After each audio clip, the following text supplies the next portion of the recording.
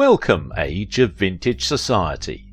Montgomery Clift had the most earnest of faces, big pleading eyes, a set jaw, and the sort of immaculate side part we haven't seen since. He played the desperate, the drunken, and the deceived, and the trajectory of his life was as tragic as that in any of his films. Why was Montgomery Clift remained as an outsider in Hollywood? Make sure to watch the video until the end and leave your thoughts in the comments. If you are new here, join our wonderful community by subscribing to the Age of Vintage channel. Montgomery Clift, Hollywood's misunderstood star. Sensitive, mysterious, brooding, and suspiciously single. These are just among the many words which have been used to describe Montgomery Clift, the enigmatic heartthrob of the 1950s. To this day, biographers struggle to wrap their heads around the actor's puzzling personal life, from his suppressed romances to the delusions of his ancestry. The man who would be Montgomery Clift was actually born Edward Montgomery Clift on October 17, 1920, in Omaha, Nebraska. He was known to his loved ones as Monty. Montgomery Clift had a twin sister named Ethel, who was named after their mother. She would outlive her brother by 48 years. On both sides of his family, Clift descended from immense social privilege, also his mother believed. His father was a vice president of the Omaha National Trust Company. His mother, Ethel, was adopted and told that her biological family were Yankee elites who were forced to give up their daughter after the tyrannical will of her mother tore the family apart. Ethel would devote the rest of her life to impressing these mysterious and allegedly wealthy relatives from afar. Luckily, she had a charming trio of offspring to help. Clift and his two siblings were raised to be aristocrats by their mother, who was obsessed with gaining the attention of her long-lost and allegedly rich biological family. Thanks to his father's personal wealth, Clift was privately tutored and learned German and French. More importantly, this education sheltered Clift and his family from most of the destruction of World War I as they travelled to Europe to become more cultured. The Great Depression put a damper on Clift's mother's plans to reclaim their aristocratic roots. As a stockbroker, Clift's father was intimately hit and lost most of their money. Despite their financial ruin, Clift's mother insisted that the family keep travelling around Europe to make their children cultured. Luckily, Clift's family was able to reclaim most of his father's wealth after the Great Depression.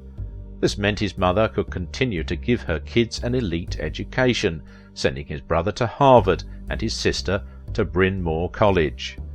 Montgomery was the only black sheep. He never went to college, instead choosing to pursue acting right after high school.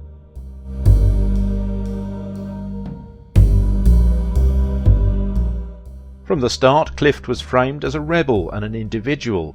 At the age of 13, Clift started acting with a local theatre company.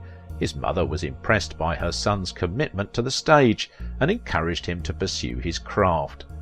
After making his Broadway debut at the age of 15 as Prince Peter in the Cole Porter musical Jubilee, he joined what would become a primordial production, an adaptation of Noel Coward's Hay Fever, one of the very first American television broadcasts, which was aired on the 28th of July 1939 at the New York World's Fair, just prior to the outbreak of World War II. Monty was one of the first actors to be invited to study at the Actors Studio, a membership for professional actors founded in 1947 to refine the art of acting, and most famous for pushing method acting as a mainstream pedagogy for thespians. At the ripe age of 25, Clift made the big move to Hollywood, joining millions of starry-eyed hopefuls who did the same thing.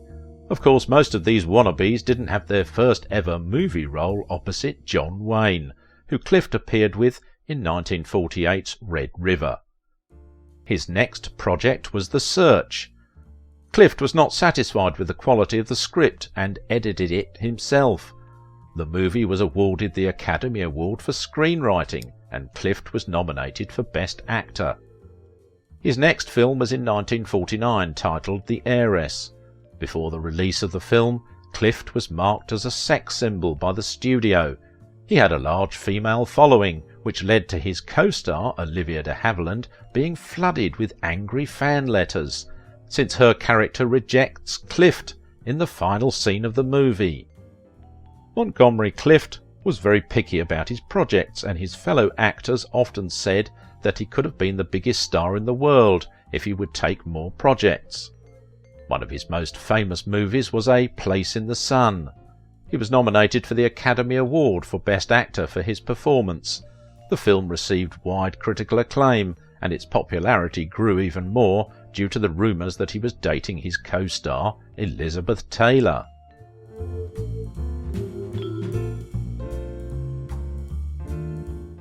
Unfortunately, the plagues of Hollywood ate at him early on. Those around Clift wanted him to be a ladies' man, but Clift was more focused on showcasing the quality of his work. He rejected their efforts. Montgomery Clift's 1951 performance in A Place in the Sun with Elizabeth Taylor is regarded as a method acting masterpiece. As part of the preparation for the role, Clift spent a night in a state prison so that he would understand his character's emotions when he served jail time in the film. It earned him his second Academy Award nomination. He lost to older, established star Humphrey Bogart for his performance in The African Queen. 1953's From Here to Eternity earned Monty a third Best Actor nomination. This time he lost to William Holden in Stalag 17. After 2 more films, he took a nearly 3-year leave from movie appearances. For his return, he began working with his friend Elizabeth Taylor in Raintree County. On the night of May 12, 1956, Montgomery Clift suffered serious injuries in an automobile accident after leaving a dinner party at Elizabeth Taylor's Beverly Hills, California home. He reportedly fell asleep while driving, and his car smashed into a telephone pole. After being alerted to the accident, Elizabeth Taylor rushed to the scene of the crash to help save her friend's life. Clift suffered multiple severe injuries, including a broken jaw and smashed sinuses. He was forced to endure reconstructive surgery and spent 8 weeks in the hospital. For the rest of his life, Montgomery Clift suffered from chronic pain resulting from the accident.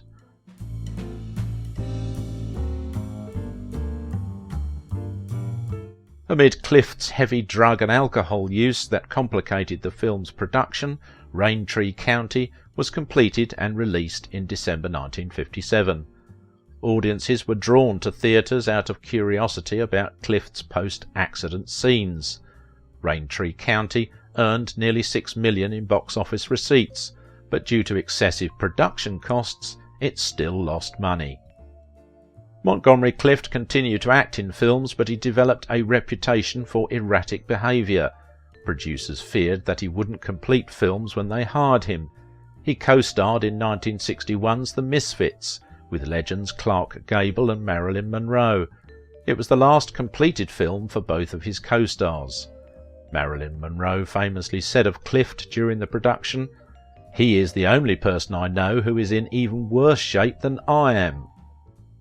Part of Clift's persona was immaculate good looks. He had a sculpted, rangy handsomeness, a profile too neat for approach and too delicate for machismo. In William Wyler's The Heiress, a lovelorn Olivia de Havilland sighs, "Father, don't you think he's the most beautiful man you've ever seen?" This physical beauty would inexorably feed into the myth-making around Clift, part of which revolves around what's assumed to be a natural moodiness and vanity. In truth, Monty always put an emphasis on his labour as an actor.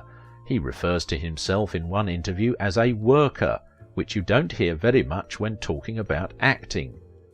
He had integrity, he had concerns, and wouldn't do a part if they weren't addressed. We wanted a chance to broaden the idea of who Monty could have been. We wanted to look at some of the elements of his life, like his labour in acting that got overshadowed, or misrepresented, overtaken by stereotypes.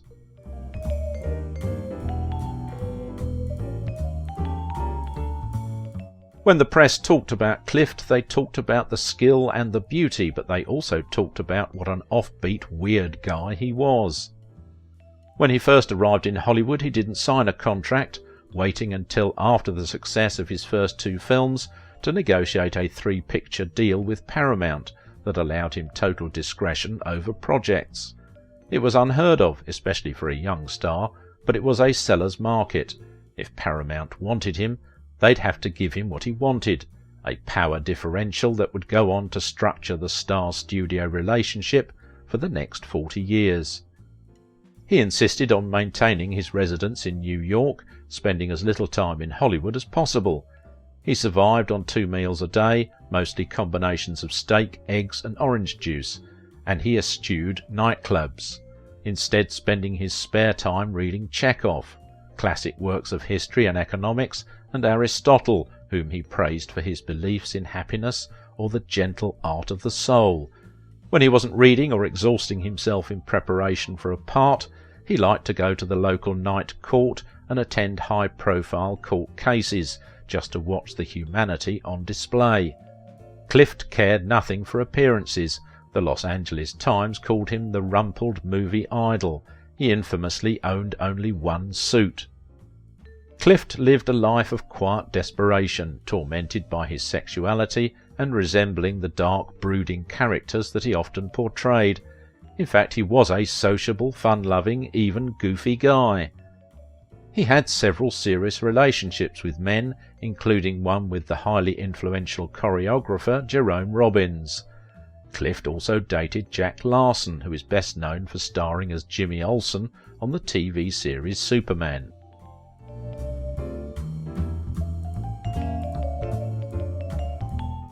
On September 26, 1959, a flash fire broke out in the building.